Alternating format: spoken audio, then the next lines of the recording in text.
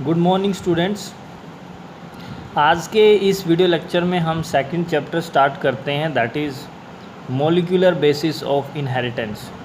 इस चैप्टर में हम पढ़ेंगे कि किस तरह से जो हमारा जेनेटिक मटेरियल होता है डीएनए, उसका स्ट्रक्चर होता है और उसको कैसे एज ए जेनेटिक मटेरियल उसको प्रूव किया गया था कि DNA is a genetic material. उसके बाद इसमें इसका जो मैकेनिज़्म है कि ये कैसे रेप्लिकेट करता है, कैसे इसका ट्रांसक्रिप्शन होता है, और ह्यूमन जीनोम प्रोजेक्ट के बारे में, डीएनए फिंगरप्रिंटिंग के बारे में, ट्रांसलेशन का प्रोसेस है, वो सारी चीज़ें हम इस चैप्टर के अंदर क्या करेंगे, हम डिस्कस करेंगे। तो सबसे पहले हम चलते हैं कि जो न्यूक्लिक एसिड्स हैं वो एक्चुअल में क्या होते हैं। They are polymer of nucleotides. Nucleic acids हमारे पास दो हैं, DNA and RNA, and these are the polymer of nucleotides. ये न्यूक्लियोटाइड्स की चेन से क्या हैं, बने हुए हैं। बहुत सारे न्यूक्लियोटाइड्स क्या होते हैं, जब जुड़ जाते हैं, लिंक करते हैं, तो क्या बनता है, न्यूक्लिक एसिड बनता है। और न्यूक्लिक एसिड की हमारे पास दो टाइप है। First one is called DNA, deoxyribo nucleic acid जिसको हम कहते हैं, और ये जेनेटिक मटेरियल होता है in case of the most organisms. Most of the organisms में deoxyribonucleic acid DNA as a genetic material के रूप में पाया जाता है। लेकिन कुछ ऑर्गेनिजम्स ऐसे भी हैं जिनके अंदर क्या मिलता है, RNA as a genetic material. जैसे हम वायरसेस की बात करें तो उनमें आरएनए क्या होता है, जेनेटिक मटेरियल होता है। जेनेटिक मटेरियल के अलावा RNA as a adapter molecule के रूप में भी काम करता है। अडेप्टर के रूप में ये tRNA, structural rRNA and catalytic molecules में ये एज ए एंजाइम काम करता है, जिसको हम कहते हैं राइबोजाइम। ठीक है, तो ये आरएनए जो है वो जेनेटिक मटेरियल के अलावा ये काम भी क्या करता है, परफॉर्म करता है। तो ये बात होगी टाइप्स ऑफ न्यूक्लिक एसिड्स की। उसके बाद हम चलते हैं स्ट्रक्चर ऑफ डीएनए। जो डीएनए होता है, deoxyribo nucleic acid, it is made up of long chain of deoxyribo nucleotides. पीछे मैंने बताया इसके अंदर ये किससे बना होता है, न्यूक्लियोटाइड्स की चेन। इसमें जो शुगर होती है उसका नाम होता है डीऑक्सीराइबोज, इसलिए ये पॉलीमर होता है किसका, डीऑक्सीराइबो न्यूक्लियोटाइड्स का। ठीक है, एंड इसकी जो लेंथ होती है डीएनए की, वो किस पे निर्भर करती है, जितने बेस पेयर्स होंगे, जितने न्यूक्लियोटाइड्स इसके अंदर प्रेजेंट होंगे, उतनी ही इसकी क्या होगी, लेंथ होगी। So length of DNA is usually the number of nucleotides present in it, right. तो कुछ ऑर्गेनिजम्स की बात की है यहाँ पे, जैसे बैक्टीरियोफेज है, इसमें जो बेस पेयर्स हैं, बेस पेयर्स का मतलब न्यूक्लियोटाइड्स, वो है 5386। बैक्टीरियोफेज लैम्डा है, इसके अंदर है 48502 बेस पेयर्स। ये नंबर ऑफ बेस पेयर्स है। हम इकोलाई की बात करें, इकोलाई में 4.6 × 10⁶ बेस पेयर होते हैं। अगर हम हमारी बात करें ह्यूमन बींग्स की हैप्लॉइड कंटेंट, अगर हम हमारे गैमिट्स के अंदर देखें तो इतने number of base pairs present होते हैं। तो इन का नंबर आपको याद रखना बहुत ज़रूरी है, क्योंकि बहुत बार इनसे रिलेटेड क्वेश्चंस कॉम्पिटिटिव एग्ज़ाम्स या फिर बोर्ड एग्ज़ाम्स में पूछे जा सकते हैं। Number of base pairs in bacteriophage lambda, E coli and human DNA. ये तो हैप्लॉइड है, डिप्लॉइड क्या हो जाएगा, 6.6 × 10⁹ बेस पेयर। जो अभी पीछे हमने डिस्कस किया कि जो डीएनए है that is made up of polynucleotide chain, deoxyribo nucleotides का ये बना होता है। तो इसके अंदर, इस पॉलीन्यूक्लियोटाइड चेन के अंदर 3 कंपोनेंट्स होते हैं। There are 3 components. First component is nitrogenous base pairs होते हैं, purines and pyrimidines. Number 2 is pentose sugar ribose होती है किसके अंदर, आरएनए के केस में, और डीएनए के केस में क्या होती है, डीऑक्सीराइबोज प्रेजेंट होती है। And number 3 one is phosphate group. इन तीनों से मिलके क्या बना हुआ है भाई, एक न्यूक्लियोटाइड बनता है। एक न्यूक्लियोटाइड इन 3 कंपोनेंट से मिलके बनता है, और ये तीनों कंपोनेंट मिलके क्या बनाते हैं, न्यूक्लियोटाइड। और बहुत सारे न्यूक्लियोटाइड जुड़ जाते हैं तो क्या बन जाती है, पॉलीन्यूक्लियोटाइड चेन। और वो पॉलीन्यूक्लियोटाइड चेन मिलके क्या बनाती है, डीएनए मॉलिक्यूल बनाती है। अब बेस पेयर्स पे चलते हैं। हमारे पास 2 टाइप्स के बेस पेयर हैं। First one is called purines adenine guanine आते हैं, जिसमें pyrimidine, cytosine, uracil and thymine. RNA के अंदर जो थाइमिन होता है that is replaced by uracil. ये बेस पेयर्स की बात हो गई। अब ये जो बेस पेयर्स है हमारे पास, इनका जो लिंकेज होता है वो किस तरह से होता है, देखिए अगर हमें क्या बनाना है, न्यूक्लियोसाइड बनाना है। क्या बनाना है? न्यूक्लियोसाइड। देखिए पीछे हम वर्ड यूज़ कर रहे थे न्यूक्लियोटाइड, यहाँ पे न्यूक्लियोसाइड। न्यूक्लियोसाइड में क्या होता है, एक जो बेस पेयर होता है नाइट्रोजनस बेस, प्यूरिन पायरिमिडिन, वो किसके साथ जुड़ जाता है? पेंटोज शुगर के साथ। किसके थ्रू? एक बॉन्ड के थ्रू, जिसको हम कहते हैं एन ग्लाइकोसिडिक लिंकेज। क्या कहते हैं? जिसको एन ग्लाइकोसिडिक लिंकेज। देखिए मैं पिछली स्लाइड पे आपको ले चलता हूँ। ये 3 कंपोनेंट्स बताए मैंने, नाइट्रोजनस बेस, पेंटोज शुगर। जब नाइट्रोजनस बेस से क्या जुड़ती है? सिर्फ पेंटोज शुगर जुड़ती है, तो वो बनता है न्यूक्लियोसाइड। ध्यान से सुनिए, न्यूक्लियोसाइड बनता है। जब फॉस्फेट जुड़ जाता है तो वो बन जाता है न्यूक्लियोटाइड। मीन्स नाइट्रोजनस बेस किसके साथ? पेंटोज शुगर के साथ जुड़ा हुआ है, तो वो क्या बनता है भाई? वो न्यूक्लियोसाइड। जब तीनों जुड़ गए तो क्या बन गया? वो न्यूक्लियोटाइड बन गया, राइट। तो ये तीनों कंपोनेंट्स जुड़ जाते हैं तो क्या बनता है? न्यूक्लियोटाइड्स बनता है। हम बात कर रहे हैं किसकी भाई? न्यूक्लियोसाइड्स की बात कर रहे हैं। किसकी बात कर रहे हैं? न्यूक्लियोसाइड्स। न्यूक्लियोसाइड्स का मतलब नाइट्रोजन बेस के साथ क्या जुड़ा हुआ है? पेंटोज शुगर, तो वो क्या बनता है? न्यूक्लियोसाइड। हम कहें एडिनोसिन, मीन्स एडेनिन किसके साथ जुड़ गया है? नाइट्रोजनस जो बेस पेयर एडेनिन है वो किसके साथ जुड़ गया है भाई? शुगर के साथ। राइबोज शुगर के साथ जुड़ा तो क्या बनेगा? वो एडिनोसिन। डीऑक्सीराइबोज के साथ जुड़ा तो क्या कहलाएगा? Deoxy adenosine. दूसरा है ग्वानोसिन या डीऑक्सी ग्वानोसिन। जब ये तो डीऑक्सीराइबोज शुगर है, ये कौन सी शुगर है भाई? Ribose. And number 3rd one is cytidine और deoxycytidine. And number 4th one is uridine और डीऑक्सी थाइमिडीन। ठीक है, ये क्या है भाई?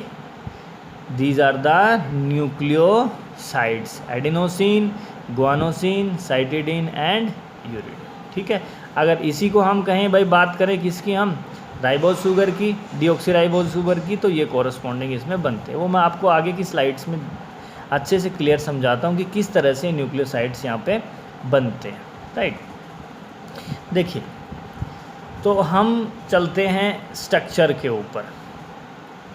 सबसे पहले हम बात करते हैं किसकी? राइबोज शुगर की। राइबोज शुगर का अगर हमें स्ट्रक्चर बनाना है तो देखिए, ये ऑक्सीजन, पेंटोज शुगर होती है, carbon number first. Carbon number first के साथ क्या जुड़ा हुआ? OH, H ग्रुप, इस तरह से। कार्बन नंबर 2, यहाँ पे क्या है भाई? H ऊपर, OH नीचे। कार्बन नंबर 3rd, HOH, इस तरह से। कार्बन नंबर 4, राइट, यहाँ पे क्या होता है? नीचे H, ऊपर CH2OH। ये शुगर है कौन सी? राइबोज शुगर, पेंटोज शुगर है भाई। कितने कार्बन है इसमें? 1 2 3 4 5 पेंटोज शुगर होती है। तो ये होती है राइबोज, जो आरएनए के अंदर प्रेजेंट होती है। सिमिलरली अगर हम सेकंड पोजीशन पे जो OH ग्रुप है, इसका O हटा दें यहाँ से, ये O अगर हम यहाँ से क्या कर दें? रिमूव कर दें, तो ये क्या बन जाती है? ये बन जाती है भाई डीऑक्सी राइबोज। ठीक है, ऑक्सीजन यहाँ से हटा दिया तो ये क्या बन गई भाई? ये बन गई 2-डीऑक्सी राइबोज शुगर, क्योंकि सेकंड कार्बन से क्या निकला है? यहाँ ऑक्सीजन निकला है, तो ये बन गया 2-डीऑक्सी राइबोज शुगर। तो ये तो आरएनए के अंदर प्रेजेंट होती है, और ये किसके अंदर प्रेजेंट होती है भाई? डीएनए के अंदर, राइट। पेंटोज शुगर की बात हो गई। अब हम चलते हैं किसके ऊपर भाई? जो दूसरा कंपोनेंट है, जिसको हम क्या कहते हैं? फॉस्फोरिक एसिड, जिसको हम कहते हैं फॉस्फेट ग्रुप।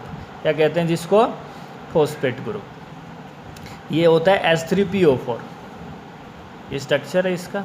फॉस्फोरस के साथ ऑक्सीजन डबल बॉन्ड, और बाकी यहाँ पे 3OH ग्रुप क्या है? यहाँ पे जुड़े हुए हैं, H3PO4। 3 हाइड्रोजन मॉलिक्यूल है और 4 क्या है भाई? Oxygen molecule. फॉस्फोरिक एसिड जिसको हम कहते हैं, अगर यहाँ से इनके ये H ग्रुप रिमूव हो जाते हैं तो ये क्या बन जाता है? Phosphate group. ये दूसरा कंपोनेंट होता है। तीसरे कंपोनेंट पे चल रहे हैं, जिसको हम कहते हैं प्यूरिन्स। डबल रिंग स्ट्रक्चर होते हैं। These are the double ring structure. यहाँ पे जो 9th पोजीशन होती है, 9th पोजीशन जो है यहाँ पे क्या प्रेजेंट है, नाइट्रोजन। यहाँ पे भी क्या प्रेजेंट है, नाइट्रोजन। यहाँ ये बेस पेयर शुगर के साथ कौन से पोजीशन से जुड़ते हैं भाई, 9th पोजीशन से। 9th नंबर पे क्या प्रेजेंट है, नाइट्रोजन। कहने का मतलब यहाँ से ये बेस पेयर किसके साथ बॉन्ड बनाते हैं, शुगर के साथ। किसके साथ बॉन्ड बनाते हैं, शुगर के साथ। तो ये एडेनिन बेस पेयर है। ये कौन सा है भाई, ग्वानिन, जो किस कैटेगरी में आते हैं, जो आते हैं किसके अंदर, प्यूरिन्स के अंदर। राइट, अब हम चलते हैं। तो ये मैंने आपको बता दिया, यहाँ से क्या करते हैं, ये लिंक करते हैं किसके साथ, शुगर के साथ। उसके बाद पायरिमिडिन्स, ठीक है, पायरिमिडिन्स थाइमिन है, साइटोसिन है और यूरासिल है। ये शुगर के साथ फर्स्ट पोजीशन से क्या करते हैं भाई, लिंक करते हैं। ये फर्स्ट पोजीशन से क्या करेंगे, ये लिंक करेंगे। ठीक है, तो ये बात होगी किसकी, प्यूरिन्स एंड पायरिमिडिन्स की। अब देखिए हम कैसे ये जुड़ते हैं, तीनों कंपोनेंट किस तरह से लिंक करते हैं। ये क्या है भाई, पेंटोज शुगर, ठीक है, हमने इसका क्या हटा दिया, ऑक्सीजन हटा दिया, तो ये क्या बन गई, डीऑक्सीराइबोज शुगर। हम डीएनए की बात कर रहे हैं, ठीक है। तो ये होगी हमारे पास pentose sugar, carbon number first, carbon number first. और बेस पेयर की कौन सी पोजीशन, 9th पोजीशन। इसके यहाँ से यहाँ क्या हो जाएगा, लिंक हो जाएगा, बॉन्ड बनेगा भाई। यहाँ पे क्या बनेगा, यहाँ पे बॉन्ड। और ये बॉन्ड कहलाता है एन ग्लाइकोसिडिक लिंकेज। क्या कहलाता है ये, एन ग्लाइकोसिडिक लिंकेज। ये OH और ये H किस रूप में निकल जाएंगे, वाटर मॉलिक्यूल के रूप में क्या हो जाएंगे, यहाँ से निकल जाएंगे। राइट, निकल गए भाई, किसके रूप में निकले, ये वाटर मॉलिक्यूल के रूप में।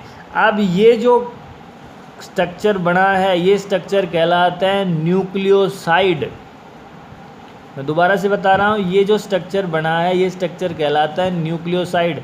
Sugar base pair, sugar base pair का कॉम्बिनेशन क्या कहलाता है, न्यूक्लियोसाइड, SIDE। ठीक है, अब क्या होगा, जो शुगर है उसकी 5th कार्बन के साथ क्या जुड़ेगा भाई, फॉस्फेट ग्रुप। क्या जुड़ेगा, फॉस्फेट ग्रुप। OH और H किस रूप में निकल जाएंगे, वाटर मॉलिक्यूल के रूप में। और यहाँ पे जो बॉन्ड बनेगा वो कहलाएगा फॉस्फोएस्टर बॉन्ड। क्या कहलाएगा, फॉस्फोएस्टर बॉन्ड। अब ये पूरा स्ट्रक्चर बन गया एक न्यूक्लियोटाइड। ये शुगर, ये बेस पेयर, और ये क्या है भाई, phosphate group. Sugar, base pair और फॉस्फेट ग्रुप, ये पूरा जो स्ट्रक्चर बना, ये स्ट्रक्चर कहलाता है न्यूक्लियोटाइड। क्या कहलाता है, न्यूक्लियोटाइड। जब शुगर और ये जुड़ा था तो क्या था, न्यूक्लियोसाइड। ठीक है, तो ये एक बन गया न्यूक्लियोटाइड। अब देखिए इस तरह से अगर हम इनको हटाते जाएं तो ये बन गया हमारे पास एक डीऑक्सीराइबोन्यूक्लियोटाइड। ठीक है, आप देखिए किस तरह से डीएनए के अंदर जो डबल स्ट्रैंड होते हैं वो किस तरह से, जो अपोजिट डायरेक्शन में है, वो किस तरह से जुड़े हुए हैं। ये शुगर है हमारे पास, ठीक है, पेंटोज शुगर है। राइट, इसके साथ क्या जुड़ा हुआ है, एक कार्बन की कौन सी पोजीशन है, यहाँ पे 5th पोजीशन है। कार्बन की कौन सी पोजीशन है भाई, ये 5th पोजीशन है। और 5th पोजीशन के साथ क्या जुड़ता है, 5th पोजीशन के साथ, 5th पोजीशन के साथ जुड़ता है यहाँ पे फॉस्फेट ग्रुप। कौन सा ग्रुप, फॉस्फेट ग्रुप। राइट, अब फर्स्ट शुगर की फर्स्ट पोजीशन के साथ क्या जुड़ेगा, बेस पेयर। ये क्या है भाई, एडेनिन बेस पेयर। कौन सा बॉन्ड है ये, N glycosidic linkage, N glycosidic linkage. इसी तरफ इस शुगर को हमने, ये एक स्टैंड है डीएनए का जो इस डायरेक्शन में 5' to 3' डायरेक्शन में जा रहा है, ये दूसरा स्टैंड है। दूसरे स्टैंड में यहाँ पे ये शुगर है, इन्वर्टेड दिखाया, उल्टा दिखाया हमने, carbon first, second, third. Carbon third के ऊपर क्या प्रेजेंट है भाई, OH ग्रुप। तो इसका थर्ड एंड क्या है भाई, फ्री है। ठीक है, थर्ड एंड क्या है यहाँ पर शुगर का, फ्री है। यहाँ पे कौन सा एंड फ्री है, 5th एंड। 5th एंड से क्या जुड़ा हुआ है, फॉस्फेट। राइट, अब इस यहाँ पे फर्स्ट कार्बन के साथ क्या जुड़ेगा भाई, यहाँ पे जुड़ेगा थाइमीन। क्या जुड़ेगा, थायमिन। और यहाँ पे कार्बन नंबर 5, कार्बन 5 के साथ क्या जुड़ता है भाई, कार्बन 5 के साथ जुड़ता है फॉस्फेट ग्रुप। क्या जुड़ गया भाई, फॉस्फेट। तो ये एक अपने आप में क्या हो गया, कंप्लीट न्यूक्लियोटाइड हो गया। ये भी अपने आप में कंप्लीट क्या हो गया, न्यूक्लियोटाइड हो गया। अब यहाँ पे बेस पेयर क्या था, एडेनिन, शुगर के यहाँ पे बेस पेयर क्या है, थायमिन। और एडेनिन और थायमिन के बीच में क्या बन जाता है, डबल हाइड्रोजन बॉन्ड। ये क्या है भाई, डबल हाइड्रोजन बॉन्ड है ये, ठीक है, समझ में आई बात। तो यहाँ पे कौन सा एंड फ्री है, थर्ड, और यहाँ पे कौन सा एंड है, फिफ्थ। यहाँ पे फिफ्थ एंड से क्या जुड़ा, फॉस्फेट। यहाँ पे फिफ्थ एंड से क्या जुड़ा, फॉस्फेट। अब देखिए इधर, अब ये जो थर्ड पोजीशन है यहाँ पे क्या प्रेजेंट है, OH ग्रुप। अब इसके साथ क्या जुड़ेगा भाई, फॉस्फेट। कौन सी, नेक्स्ट शुगर। ये नेक्स्ट शुगर है, इस नेक्स्ट शुगर की फिफ्थ पोजीशन पे क्या जुड़ा हुआ है, फॉस्फेट। ये और यहाँ पे क्या है भाई, ये है इसका बेस पेयर। ये नेक्स्ट न्यूक्लियोटाइड आ गया, यहाँ से लेके यहाँ तक ये कंप्लीट नेक्स्ट न्यूक्लियोटाइड है, ठीक है। ये ऊपर वाला न्यूक्लियोटाइड है, ये वाला, ये ऊपर वाला न्यूक्लियोटाइड, ये इसके नीचे जो न्यूक्लियोटाइड है। अब इस न्यूक्लियोटाइड का जो फॉस्फेट ग्रुप है, जो कौन सी पोजीशन पे प्रेजेंट है, फिफ्थ पे, ये किसके साथ बॉन्ड बनाएगा, थर्ड पोजीशन के साथ। थर्ड पोजीशन पे क्या प्रेजेंट था, OH। ये फिफ्थ पोजीशन पे क्या प्रेजेंट है, फॉस्फेट। तो ये फॉस्फेट थर्ड पोजीशन के साथ क्या बनाएगा, बॉन्ड, और ये बॉन्ड कहलाएगा फॉस्फोडाइएस्टर बॉन्ड। क्या कहलाएगा, फॉस्फोडाइएस्टर बॉन्ड। तो एक न्यूक्लियोटाइड दूसरे न्यूक्लियोटाइड से क्या हो गया भाई, जुड़ गया, लिंक हो गया। कौन से बॉन्ड के थ्रू, फॉस्फोडाइएस्टर बॉन्ड के थ्रू। अब यहाँ पे क्या प्रेजेंट है भाई, शुगर, साइटोसिन। तो इधर कौन सी शुगर होगी, ग्वानिन।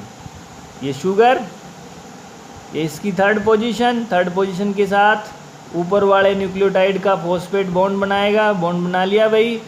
यहाँ पे क्या है भाई, ये फिफ्थ के पास क्या होगा भाई, फॉस्फेट ग्रुप। ये अब देखिए, ये है दूसरा न्यूक्लियोटाइड। क्या है ये, दूसरा न्यूक्लियोटाइड।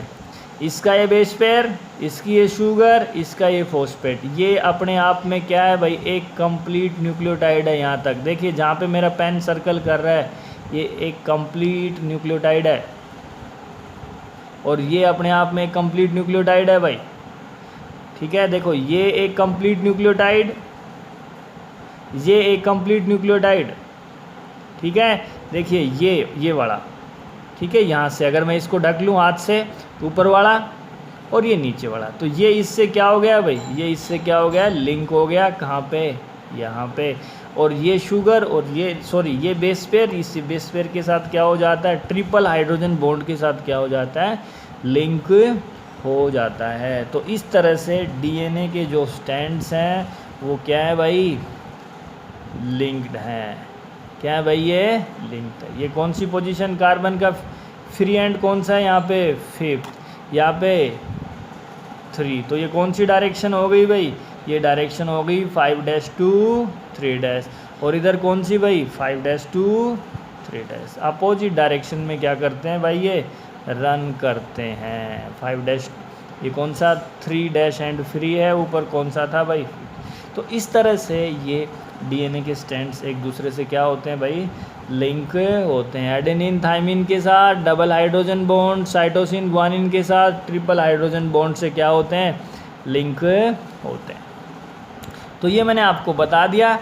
एक जो पॉलीमर होता है formed at one and, free phosphate मायोटी, जो 5 एंड पे होती है, शुगर के 5th कार्बन के साथ क्या जुड़ा होता है, phosphate group, which is referred to as 5 end. पीछे मैंने आपको बताया। और शुगर के ऊपर कौन सा एंड फ्री होता है, 3 एंड फ्री होता है, ठीक है। बैकबोन होती है वो शुगर और फॉस्फेट से बनी होती है, ये हम आगे डिस्कस करेंगे, ठीक है। अच्छा, अब हम चलते हैं 1869 में सबसे पहले फ्रेडरिक मिक्सचर ने DNA को क्या किया था, आइडेंटिफाई किया था एज ए एसिडिक सब्सटेंस। उसने DNA को क्या किया, एक न्यूक्लियस के अंदर से फाइंड आउट किया और ये कहा कि it is a acidic substance, और उसको नाम दिया, क्या नाम दिया भाई, न्यूक्लियम, ठीक है। और लंबे समय तक डीएनए के स्ट्रक्चर के बारे में कुछ ज़्यादा जानकारी हासिल नहीं हुई, क्योंकि उस समय टेक्निक्स इतनी ज़्यादा डेवलप नहीं थी कि पूरे डीएनए को बाहर निकाल के और उसका स्ट्रक्चर क्या कर सकें, हम फाइंड आउट कर सकें। लेकिन क्या हुआ, ये दो साइंटिस्ट, एक का नाम था मॉरिस विल्किंस, दूसरे का नाम था Rosalind Franklin. Morris Wilkin and Rosalind Franklin, इन्होंने क्या किया, डीएनए के स्ट्रक्चर के ऊपर डिफ्रैक्शन मेथड से स्टडी किया, और स्टडी करने के बाद में इनको क्या मिला भाई, तो इन्होंने भाई दोनों ने क्या किया, एक्सरे डिफ्रैक्शन मेथड से जब स्टडी किया तो उनको डीएनए का स्ट्रक्चर कुछ इस तरह से उनको दिखाई दिया, राइट। उसके बाद एक नया वर्क हुआ जो किसने किया भाई, James Watson and Francis Crick ने। जेम्स वाटसन और फ्रांसिस क्रिक ने 1953 में एक मॉडल प्रपोज किया डीएनए का, डबल हेलिक्स मॉडल, ठीक है। और ये जो मॉडल था, it was based on the work carried out by Maurice Wilkins and Rosalind Franklin. Rosalind Franklin और मॉरिस विल्किन ने जो एक्सरे डिफ्रैक्शन मेथड से जो वर्क किया था, उसके आधार पर जेम्स वाटसन और फ्रांसिस क्रिक ने क्या किया था, ये मॉडल प्रपोज किया था भाई, ठीक है। ये जेम्स वाटसन और फ्रांसिस क्रिक है। उसके बाद जो one of the most important जो वर्क था, that was carried out bye Irwin चारगाफ। Irwin चारगाफ का एक रूल आता है, इसने बहुत ही इम्पोर्टेंट एक रूल बताया, और वो रूल क्या कहता है कि ratio between adenine and thymine is equal to 1 and ratio between guanine and cytosine is also 1. So this is very important finding. The ratio between adenine and thymine and guanine and cytosine are equal to 1 and they are constant. तो Irwin चारगाफ की जो rule है उसके आधार पर और Rosalind Franklin और Morris Wilkins के work के आधार पर जेम्स वाटसन और फ्रांसिस क्रिक ने क्या कर दिया भाई, जेम्स वाटसन और फ्रांसिस क्रिक ने डीएनए का डबल हेलिक्स मॉडल क्या कर दिया, प्रपोज कर दिया 1953 में, जिसके लिए इन दोनों को क्या दिया गया था भाई, नोबेल प्राइज दिया गया था। तो ये डीएनए का डबल हेलिक्स स्ट्रक्चर है भाई, ठीक है। इसके ऊपर फोकस करते हैं हम। ये इस तरह से जो डीएनए है, it is coiled in right handed manner. ये डबल हेलिक्स मॉडल है डीएनए का, ठीक है। ये सेंट्रल एक्सिस है भाई, डीएनए का ये डायमीटर है, दैट इज़ कांस्टेंट। ये डायमीटर क्या है भाई, कांस्टेंट है, 20 एंगस्ट्रॉम। तो देखिए डबल हेलिक्स जो मॉडल था उसके बारे में इन्होंने दोनों ने क्या क्या पोस्टुलेट्स किए, क्या क्या इन्होंने फीचर्स बताए डीएनए के। First one, it is made up of 2 polynucleotide chain. 2 polynucleotide chain है, नंबर 1 जहाँ पे मेरा पेन मूव कर रहा है, number 2 polynucleotide chain, where the backbone is constituted by sugar phosphate. ये जो बैकबोन है यहाँ पे क्या होते हैं, शुगर फॉस्फेट, शुगर फॉस्फेट। ये देखिए ये जो बैकबोन होती है इन चेन्स की, वो किससे बनी होती है, शुगर फॉस्फेट। ये आपको दिख रहा है, S mean sugar, P mean phosphate. देखिए sugar phosphate, sugar phosphate, sugar phosphate, इस तरह से जो बैकबोन होती है that is made up of sugar phosphate. और जो बेस होते हैं they are projected from the sides. ये बेस होते हैं, ये यहाँ से बेस पेयर प्रोजेक्टेड है भाई।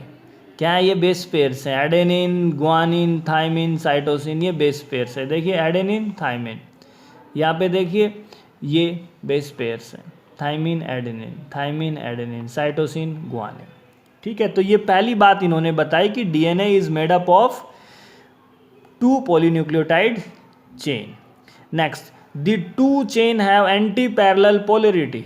एक चेन जो होती है that run in 5' to 3' direction, another one 3' to 5'। तो इनकी जो पोलैरिटी होती है वो क्या होती है भाई, अपोजिट होती है, they have antiparallel polarity. Next जो फीचर है that is basis in the 2 strands are paired through hydrogen bond. Hydrogen bonds के थ्रू क्या है भाई, ये पेयर्ड है, राइट। देखिए एडेनिन किसके साथ बॉन्ड बना, गुआनिन किसके साथ, साइटोसिन, ट्रिपल हाइड्रोजन बॉन्ड है। एडेनिन थाइमिन के साथ कितने हाइड्रोजन बॉन्ड है भाई, डबल हाइड्रोजन बॉन्ड है। ये देखिए, right, adenine double hydrogen bond. Cytosine guanine कितने, 1 2 3, यहाँ पे कितने, 2। तो ये बात बताई इन्होंने कि भाई दो जो बेस पेयर्स हैं वो आपस में हाइड्रोजन बॉन्ड्स के थ्रू क्या है, बॉन्डेड है। Adenine forms 2 hydrogen bond with thymine. Adenine, A stand for adenine, T stand for thymine, hydrogen double hydrogen bond. Guanine cytosine के साथ ट्रिपल हाइड्रोजन बॉन्ड से क्या है भाई, ये जुड़ा हुआ है। नेक्स्ट जो बात इन्होंने बताई that is 2 chains are coiled in right handed fashion. ये जो 2 चेन्स है भाई, ये किस में, कौन से फैशन में क्वाइल्ड है, राइट हैंडेड फैशन के अंदर। किसके अंदर, राइट हैंडेड फैशन में। The pitch of the helix is 3.4 nanometer. जो ये पिच होती है, 1 कंप्लीट स्पाइरल जो है, दिस 1 कंप्लीट जो स्पाइरल है, हेलिक्स है, उसकी जो लेंथ होती है दैट इज 3.4 नैनोमीटर। इसको आप 3.4 नैनोमीटर कह सकते हैं या 34 एंगस्ट्रॉन कह सकते हैं, ये एक ही बात है, ठीक है। एंड देर आर रफली 10 base pair in each turn. ये जो एक टर्न है, यहाँ से लेके जो एक टर्न होता है, इसमें अप्रोक्सीमेटली 10 बेस पेयर होते हैं, 1 2 3 4 5 6 7 8 9। तो इसमें यूजुअली 8 या 9 दिख रहे हैं आपको, लेकिन अप्रोक्सीमेटली क्या होते हैं इसमें, यहाँ से लेके यहाँ तक इस कंप्लीट हेलिक्स के अंदर, स्पाइरल के अंदर 10 बेस पेयर प्रेजेंट होते हैं। और 2 बेस पेयर्स के बीच में, किसी भी 2 बेस पेयर को मान लीजिए आपने, देखिए यहाँ पे दिखाया हुआ है ये बेस पेयर और ये बेस पेयर, इनके बीच जो डिस्टेंस है दैट इज 3.4 एंगस्ट्रॉन और यू कैन से 0.34 नैनोमीटर। ये एक ही बात है, ठीक है। Angstrom means 10 raise to the power -10, nanometer means 10 raise to the power -9, ठीक है भाई।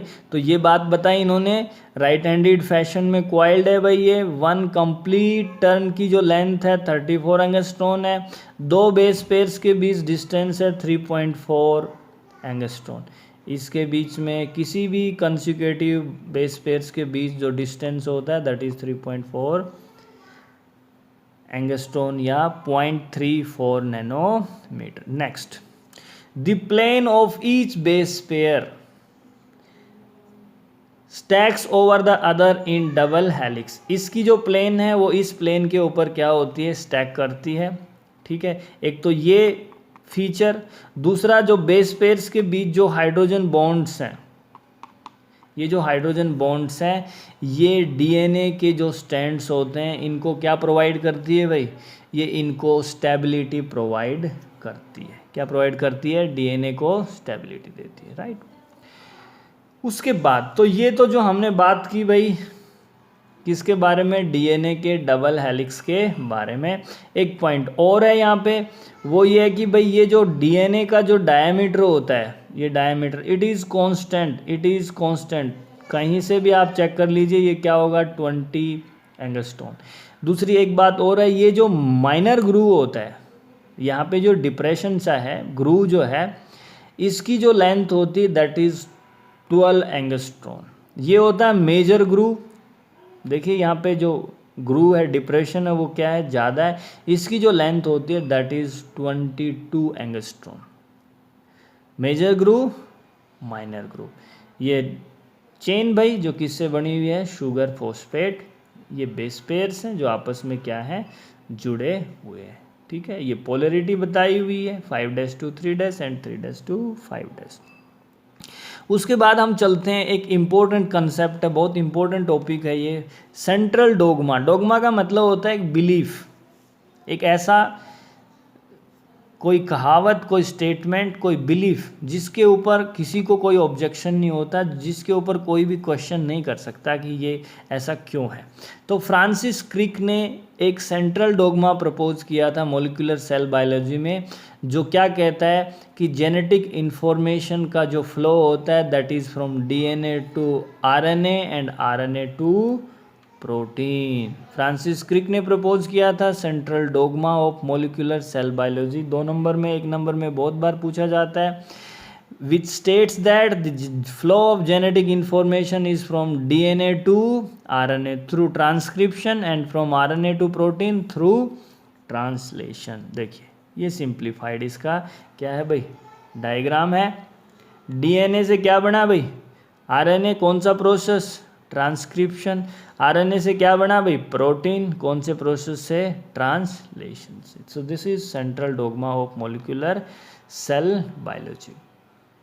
ये उल्टा भी होता है, जिसको हम क्या कहते हैं, रिवर्स ट्रांसक्रिप्शन। क्या कहते हैं जिसको हम, रिवर्स ट्रांसक्रिप्शन। रिवर्स ट्रांसक्रिप्शन ये कुछ वायरसेस के अंदर पाया जाता है, जहाँ पे पहले डीएनए से क्या, पहले आरएनए से क्या बनता है, डीएनए से बनता है, अपोजिट डायरेक्शन में होता है। रिवर्स ट्रांसक्रिप्शन को हम टैमिनिज्म भी कहते हैं, TEMINISM, टैमिनिज्म। रिवर्स ट्रांसक्रिप्शन में क्या होता है, देखिए आरएनए से क्या बनेगा, डीएनए, उल्टा हो रहा है, आरएनए से क्या बन रहा है, डीएनए, कौन सा प्रोसेस से, रिवर्स ट्रांसक्रिप्शन। एंजाइम कौन सा होता है, रिवर्स ट्रांसक्रिप्टेज। अब डीएनए क्या करेगा, रेप्लिकेट करेगा, ठीक है, और फिर क्या होगा भाई, ट्रांसलेशन होगा। आरएनए से क्या होगा, क्या बनेगा, प्रोटीन। तो ये कहलाता है reverse transcription. This is the diagrammatic representation of reverse transcription, ठीक है। तो आज के लेक्चर में हमने ये सब बातें क्या की भाई, डिस्कस की। बाकी बातें हम नेक्स्ट लेक्चर में डिस्कस करेंगे। Thank you.